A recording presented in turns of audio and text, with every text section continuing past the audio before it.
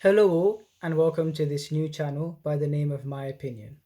Here I'll be providing my opinion on the current events relating to my two favorite sports, cricket and football.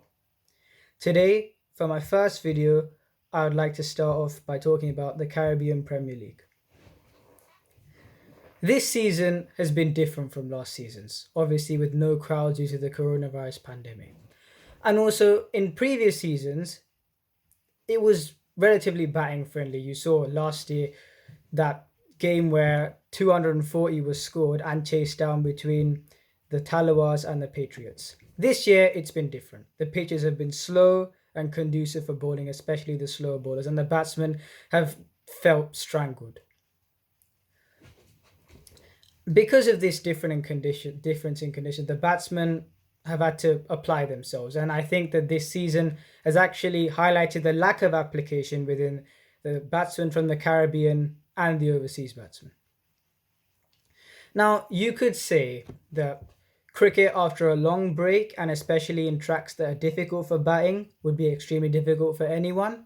But I think that if these conditions were emulated in previous seasons, you would still find that the batsmen would struggle to this extent.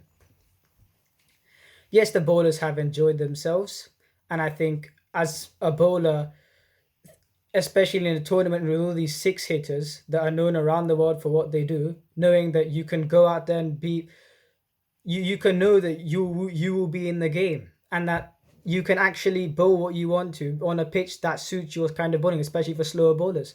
And the slow bowlers have prospered. You've seen the spinners, Rashid Khan, Lamit Chane, Nabi, Mujib. There, I spoke about the overseas ones, and also you've seen the spinners in the Caribbean, Anshmead Ned, Carrie Pierre, Kevin Sinclair, Akil Hussain has been okay.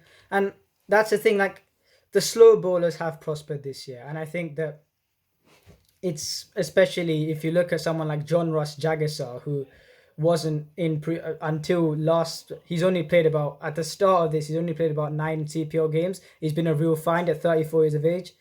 I mean, again, I was surprised he wasn't selected for the national side before, but maybe he didn't really appear on the radar before.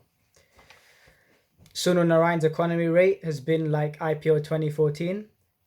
And one of the faster bowlers, Fido Edwards, at 38 years of age, bowling as quick as he is a great thing to see.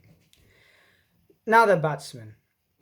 And batting in general, for example. I think the team that has succeeded and has not lost a game, TKR, has adopted this method where the batsmen at the top graft and set a platform for the likes of Pollard, etc., to really just do what they do. And I think, again, if you look at these West Indian hitters, Pollard and Russell, and this tournament has showed this, whatever the pitch is, once they get settled and they have that platform, they don't really care.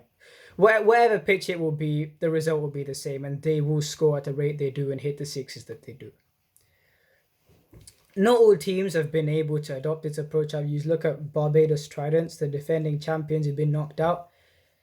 The top order has really been scratching around. And I mean, apart from Johnson Charles and Jason Holder recently, no one else has really looked assured. And if you look at their last 3 scores, apart from the last game that they played, the previous game where they won, it's been 89, 92, and 89. So they've consistently not found the formula to bat in these conditions. Now, my next point is, how is this for cricket? How is this for this tournament and just cricket in general? Well, you can look at it in 2 angles. One, if the pandemic wasn't there, the conditions have been, pretty much the same. And I mean, like, as a viewer, you would say you wouldn't want to just, you want it to be a variety. So you can look at the game through different aspects. Maybe one day a good track for bowling, another day good track for batting. For example, you look in the IPL, places like Bangalore, Kolkata, and Mumbai, they have batting friendly tracks. You'd expect to see a high scoring game there. And then there's places like Chennai, Delhi, and sometimes Hyderabad, maybe Rajasthan, sometimes in Jaipur. There'll be low scoring games. And obviously, like, you wouldn't really, especially, I know there is still international T20 cricket going on where in England where there's much more flatter tracks, but I still think T20s are a much more a franchise based thing. And I just thought that not seeing a game where it was high scoring has been a bit weird until now. But again, us as fans would at this stage accept any cricket that we get. Here's the second point. I think that I talked about the lack of application being exposed between in the Caribbean batsmen and the overseas players.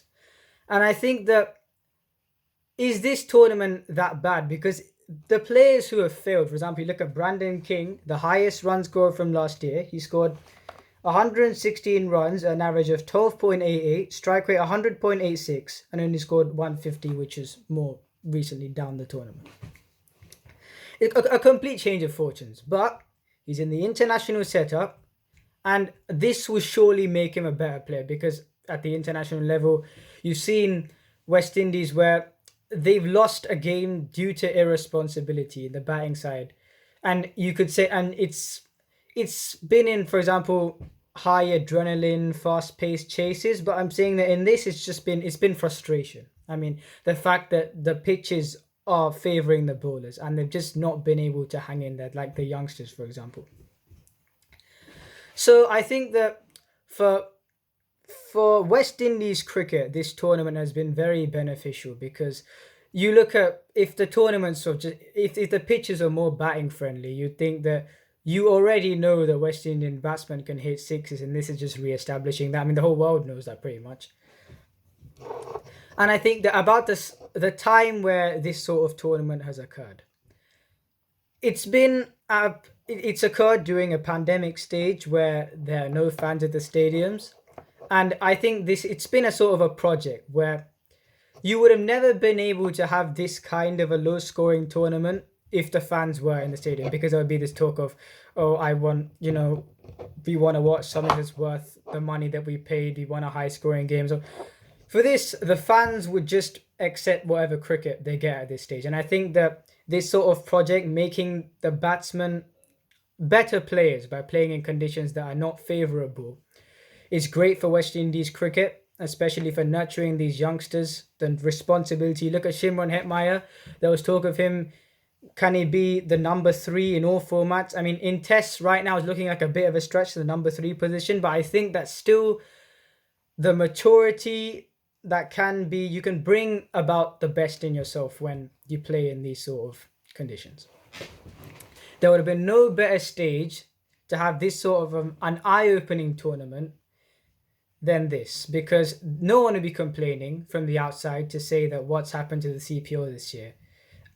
I think it's just a project it's been good to see that, another style of playing and seeing how they've, I was always curious to see how the batsmen would play if the conditions are consistently against them, and I think this tournament has showed that. I mean, I think before the current game that's going on, St. Lucia Zooks have only had 5 50-plus partnerships in the whole tournament. Yes, they're sitting second on the table, but it's just showed that its batting has not been easy this year. And it's just about, I think that, for example, TKR have created this formula that they've got where the top order just graft and then Pollard comes in and just does what he does, is a good formula to use. And I think that other teams should have used that. You saw Jamaica Talawars, for example. No one else was really... You look at the top order, and apart from Glenn Phillips, there's been no significant contribution at all. In fact, actually, they've been very low in confidence. Players like Carlos Brathwaite, Rovman Powell is basically not featured in the tournament at all. It's not setting a good platform for the likes of Andre Russell to come in and hit.